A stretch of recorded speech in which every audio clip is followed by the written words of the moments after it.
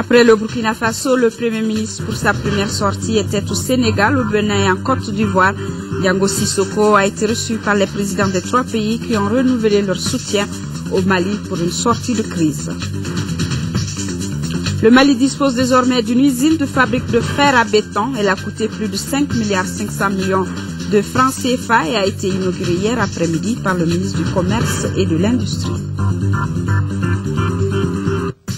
Le secteur privé est sérieusement touché par la crise que traverse le Mali. L'impact de la crise sur le secteur, c'est le thème d'une conférence tenue ce matin. Les participants vont formuler des mesures d'urgence et de relance économique pour faire face à la crise. Bonsoir à tous et bienvenue dans cette édition. Tout d'abord, ce message de félicitations du président de la République par intérim au président de la République démocratique fédérale du Népal. Au moment où vous commémorez la fête nationale de votre pays, il m'est particulièrement agréable de vous adresser ainsi qu'au peuple du Népal, au nom du peuple du Mali et à mon nom propre, mes très vives et chaleureuses félicitations. Une intervention militaire aura lieu dans le nord de notre pays dès que les conditions seront réunies. Ce sont là des propos du Premier ministre Diango Sissoko lors de la rencontre qu'il a eue avec les présidents ivoiriens et béninois. Le Premier ministre a également saisi cette occasion pour réitérer le soutien des chefs d'État au Mali. Envoyés spéciaux à Abidjan et Cotonou, Aboubakar Traoré et Amadou Sankaré. Ce soir à Abidjan avec le président Alassane Dramane Ouattara ou à Cotonou avec le président Yahi Boni, le message dont le Premier ministre était porteur n'a pas changé. Il s'agissait de saluer les chefs d'État pour les efforts qu'ils déploient pour la recherche des solutions à la crise que connaît le Mali, mais surtout réitérer davantage leur appui à ce processus. C'est un message de demande de soutien davantage, bien sûr, au Mali, de la part de la CEDEAO. Vous savez combien le président Alassane Ouattara s'investit quotidiennement en rapport avec, bien entendu, le médiateur qui a été désigné par la CEDEAO, le président Blaise Compaoré, pour que le Mali sorte rapidement de cette crise en récupérant les régions du Nord qui sont occupées par des bandes armées et en organisant des élections crédibles. À la question de savoir à quand une intervention militaire et la tenue d'élections au Mali, le Premier ministre répond. On peut faire confiance en cette intervention. Elle aura lieu dès que les conditions seront réunies, mais nous ferons en sorte que ces conditions soient réunies le plus rapidement possible. Et les élections seront organisées dès que les mêmes conditions seront réunies. Auparavant, le Premier ministre a eu une séance de travail avec son homologue ivoirien Daniel Kablan Duncan. Ici, Maliens et Ivoiriens ont passé en revue l'état de coopération entre les deux pays. C'est ainsi qu'il a été question en matière d'électricité de l'interconnexion entre le Mali et la Côte d'Ivoire, un projet bien avancé, de la relance des activités d'Air Ivoire dans notre pays. Les deux parties ont également souhaité la tenue des travaux de la commission mixte courant premier trimestre de l'année 2013. À Cotonou, Diango Sissoko a eu également un tête-à-tête avec le médiateur de la République du Bénin, Albert Tchéoudjiré. La situation que connaît le Mali concerne directement le Sénégal qui jouera toute sa partition pour aider notre pays à recouvrer son intégrité territoriale. Ces propos sont du président Macky Sall qui a reçu ce matin en audience le Premier ministre Diango Sissoko. Outre la question sécuritaire, les deux personnalités ont échangé sur la vie de l'organisation commune qu'est l'OMVS, envoyé spéciaux. C'est tard dans la nuit ce jeudi que l'avion transportant le Premier ministre Diango Sissoko a atterri sur le tarmac de l'aéroport Léopold Sédar Senghor de Dakar. À l'accueil, le Premier ministre sénégalais Abdoul Mbaye. Et c'est ce vendredi que le chef du gouvernement a été reçu en audience par le président Macky Sall, à qui il a remis un message du président John Kounda Traoré. À l'issue de l'entretien entre les deux personnalités, le président Macky Sall a exprimé sa solidarité au peuple malien. Il a souligné que les difficultés que rencontre le Mali touchent directement son pays. Message de fraternité qui montre la gratitude du président malien à l'égard du Sénégal. Mais nous avons joué le rôle d'un frère, d'un ami, parce que ce qui se passe au Mali nous concerne directement. Et donc dans cette crise, le Sénégal n'a fait que jouer sa partition. Donc nous sommes heureux que les choses évoluent positivement à la suite du vote de la résolution. Aujourd'hui donc que le nouveau gouvernement se met en place et que les conditions de la reprise en main par le Mali se précisent. Nous lui avons apporté le soutien du Sénégal. Nous restons toujours déterminés à être aux côtés du Mali pour la reconquête totale de son territoire, mais également pour que la République soit la seule forme d'expression. Nous avons parlé aussi des questions qui nous lient à travers l'organisation du fleuve Sénégal, l'AMVS, et là-dessus, je pense que nous aurons des développements très bientôt. Ce premier voyage du Premier ministre Diango Sissoko à l'étranger depuis sa nomination lui a permis d'échanger directement avec les chefs d'État du Burkina Faso, de la Côte d'Ivoire, du Bénin et du Sénégal sur la situation au Mali. Et nous atterrissons à Bamako en même temps que le Premier ministre pour retrouver le ministre des Mines qui a rencontré les responsables de la Chambre des Mines du Mali. Au centre des échanges figure en bonne place le problème de subvention, le recensement exhaustif des sociétés minières. Les deux parties ont également évoqué l'organisation des sous-secteurs qui sont l'orpaillage et l'exploitation artisanale et des matériaux de construction. Fadem Bakita. Cette rencontre d'échange s'inscrit dans le cadre de la nouvelle dynamique instaurée par le département des mines.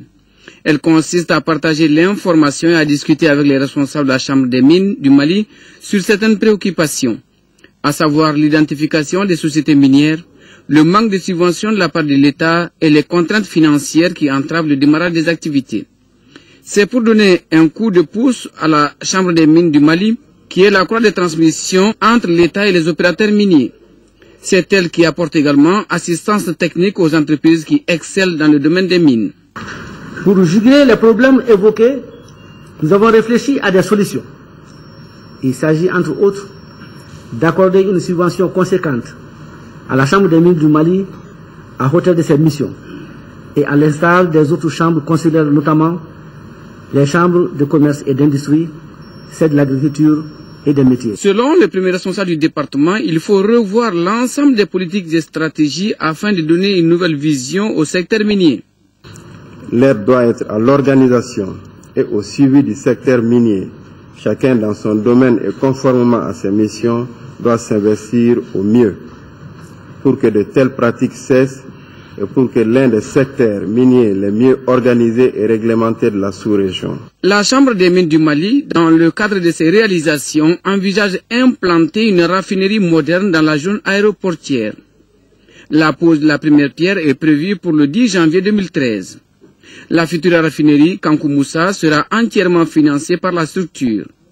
Pour un coût total d'environ 30 milliards de francs CFA, sa capacité de production est estimée à 1,5 tonnes par jour, soit 20 tonnes par mois.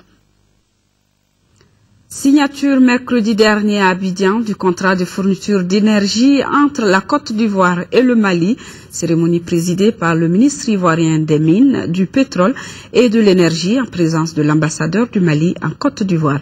Garibou Pérou pour les détails. L'interconnexion électrique entre la Côte d'Ivoire et le Mali est devenue une réalité.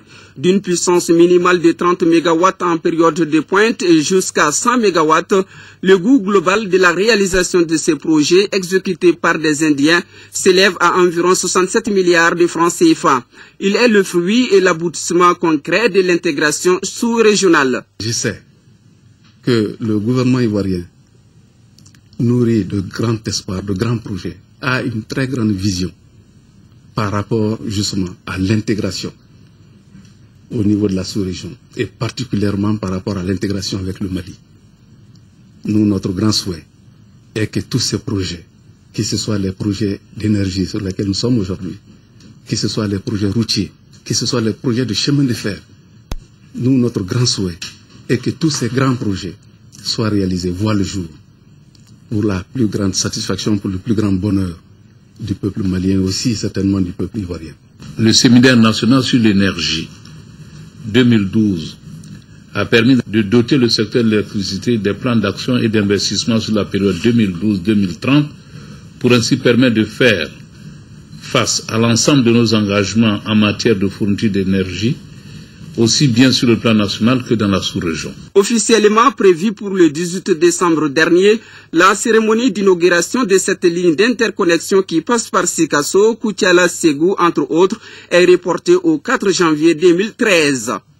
Réaliser le plan stratégique de développement PSD de l'ANPE, un plan dont les activités ont été suspendues à cause de la crise, c'est la volonté des administrateurs de l'agence qui ont tenu la 23e session de leur conseil d'administration. La dite session a examiné et adopté le budget de 4 milliards de francs CFA de l'ANPE. Fatoumata Kone. L'ANPE a lancé un outil de gestion appelé Plan stratégique de développement PSD. C'est un programme phare élaboré pour 5 ans. Les administrateurs de l'agence doivent examiner les nouvelles orientations promulguées au PSD. C'est un outil qui a été conçu pour nous permettre de mieux faire face à nos missions en dotant les structures de moyens conséquents et surtout en personnel qualifié pour que nous puissions mieux faire face à nos obligations. Obligations qui se résument à la promotion d'emploi, la formation professionnelle, la communication, l'information sur le marché du travail, entre autres. Pourtant, l'agence a connu quelques difficultés cette année. Par exemple, pour ce qui concerne un volet de l'opération taxi, nous avons connu de sérieuses difficultés avec un opérateur qui n'arrive pas à faire face à ses obligations, mais nous sommes en train d'essayer de résoudre cette équation. L'enquête permanente auprès des ménages, c'est une étude annuelle que nous lançons pour connaître le taux de sous-emploi. Il est évident que cette année, vu la conjoncture, on n'a pas pu réaliser cette étude. Pour atteindre des résultats satisfaisants, les administrateurs ont estimé le budget de l'agence à 3 534 millions de francs CFA. Cette somme permettra de réaliser d'autres activités, dont l'entretien du bâtiment, la formation du personnel. Le budget global pour l'exercice 2013 est arrêté en recettes et en dépenses à plus de 3 500 millions, sur lesquels plus d'1 milliard sont nécessaires à la réalisation de ces dites activités programmées. Pour l'exercice 2013, un accent particulier sera mis sur la création d'emplois des jeunes. L'ANPE compte investir à hauteur de 600 millions de francs CFA pour la création d'entreprises pour jeunes. Contribution des sciences appliquées à la stabilité de la crise au Mali, c'est le thème de la 7e édition du symposium malien sur les sciences appliquées. Le symposium est une activité scientifique de partage. C'est aussi une opportunité de découvrir les résultats d'une quinzaine de travaux des chercheurs en agriculture et élevage. Des questions liées à la crise sociopolitique et sécuritaire du Mali seront débattues au cours des 2 jours que dureront ce symposium. C'est la cérémonie de remise de prix FACIC qui a clôturé les rencontres cinématographiques de Bamako. Ce prestigieux prix a été décerné cette année à Nelson Mandela de l'Afrique du Sud et à Mahatma Gandhi de l'Inde. Étaient présents à la cérémonie des membres du gouvernement, des députés de l'Assemblée nationale, des députés donc qui sont naturellement de l'Assemblée nationale, des représentants de la société civile et bien d'autres personnalités. Modibo Soirée. Le prix FACIC de l'Union des créateurs et entrepreneurs du cinéma de l'Afrique de l'Ouest, UCKO, est une gratification décernée à une personnalité politique, scientifique et culturelle à travers le monde. Rôle du cinéma dans la culture de la paix étant le thème de cette 9e édition des rencontres cinématographiques de Bamako et du Festival international de Niamina. L'UCKO rend ainsi hommage à Nelson Mandela de l'Afrique du Sud et à Mahatma Gandhi de l'Inde, 2 apôtres de la paix. Cette année, nous avons discerné ces 2 prix à ces personnalités qui semblent pour nous un symbole de la liberté, un symbole de foi, un symbole même de croyance en être humain. Parce que ces 2 hommes, ils ont cru en l'homme quelle que soit sa couleur. Créé en 1991, ce prix porte le nom du défunt frère aîné du cinéaste Souleymane Cissé, dont l'engagement à ses côtés lui a permis d'écrire les plus belles pages de l'histoire du cinéma malien. Auparavant, l'assistance a eu droit à la projection d'un court-métrage intitulé Le Devin d'un Kolonina. Cette œuvre de 15 minutes réalisée par Souleymane Cissé retrace l'histoire d'un vieux marabout abandonné par les siens. En somme, c'est un entretien entre le réalisateur et le personnage central du film. Almami Cissé, lui aussi gratifié du prix Niamina Sori lors de cette cérémonie de clôture. Le rôle du cinéma dans la culture de la paix est une démarche qui traduit donc tout l'engagement des professionnels du cinéma malien dans la culture de la paix. Et sport, actualité sportive, après Benenco, la Société africaine de transit et bien d'autres particuliers, c'est au tour de l'Association professionnelle des banques et établissements financiers au ministère de l'Enseignement supérieur et de la Recherche scientifique de donner leur contribution aux aigues du Mali, des remises qui vont dans le cadre de l'opération de soutien lancée. Le compte-rendu de Abdelkarim Kaba. Les Maliens ne comptent pas rester en marche de l'opération Grande Collecte de fonds pour les équipes nationales de basket et de football engagées dans les compétitions internationales en 2013. C'est pourquoi, en l'espace de 4 jours, environ 43 millions de francs CFA ont été réceptionnés par le ministre de la Jeunesse et des Sports. Les donateurs sont entre autres la Société Benenco, 20 millions de francs CFA, la Société africaine de transit, 1 million, le cabinet du ministère lui-même, 500 000 francs CFA, le ministère de l'Enseignement supérieur et de la Recherche scientifique, 250 000 francs CFA, et l'Association professionnelle des banques et des établissements financiers, 20 millions. Elle se situe dans le cadre de la solidarité et de l'esprit patriotique que l'ensemble des banques et les acteurs financiers ont voulu apporter au ministre de la Jeunesse et des Sports pour mieux préparer les aigles afin d'assurer des résultats probants pour la prochaine CAN en Afrique du Sud. Tous les Maliens, et nous particulièrement aujourd'hui, nous espérons de tout cœur que nos footballeurs puissent réaliser un résultat en Afrique du Sud. Nous le voulons pour nous-mêmes, mais nous le voulons surtout pour le pays. En attendant la première grande compétition qui est la CAN de football dans 3 semaines en Afrique du Sud, la Commission compte sur l'engagement et l'esprit patriotique des Maliens. L'opération Soutenons les aigles se poursuivra jusqu'en septembre 2013, date de la dernière compétition. Sport toujours, athlétisme, cette fois-ci la 5e édition du marathon Groupe Bank of Africa aura lieu cette année le 13 janvier à Bamako. L'information a été donnée et officialisée hier au cours d'une conférence de presse dont Isaac Tchenou nous fait le compte-rendu. C'est à travers un point de presse animé par la Fédération malienne d'athlétisme et le Groupe Bank of Africa que les deux partenaires ont dévoilé la date de la 5e édition du marathon de Bamako.